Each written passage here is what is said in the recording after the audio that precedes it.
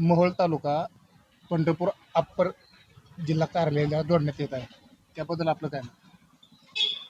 खरं म्हणजे राज्यातील देवेंद्र फडणवीसचं सरकार हे अतिशय जनतेच्या हिताचे निर्णय घेत आहे आणि त्यामुळे सामान्य जनतेला या ठिकाणी एक गतिमान सरकार मिळावं, गतिमान लाभ मिळावा अशा पद्धतीचा प्रयत्न त्यांच्या मार्फत चालू आहे.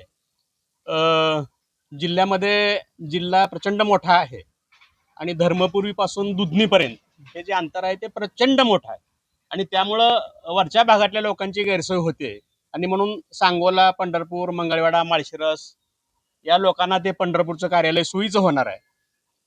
अतिशय चांगला हा निर्णय आहे. मात्र मोहोळ तालुक्या दृष्टीनं थोडीशी अडचण आहे.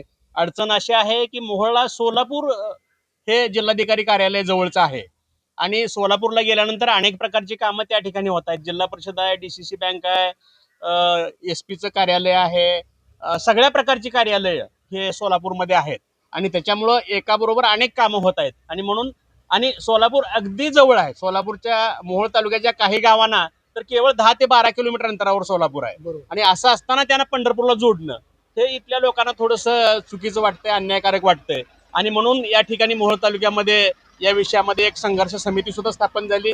त्याची काल बैठकही झाली. पण या तालुक्यातील जवळपास सर्वच लोकांच्या प्रमुख मंडळींची सर्व राजकीय पक्षाच्या नेत्यांची भूमिका आहे की मोहोळ तालुका हा आम्हाला पूर्ववत सोलापूरसाठीच आहे, तो पंढरपूरला जोडू नये अशा प्रकारची आमची सर्वांची ही मागणी आहे.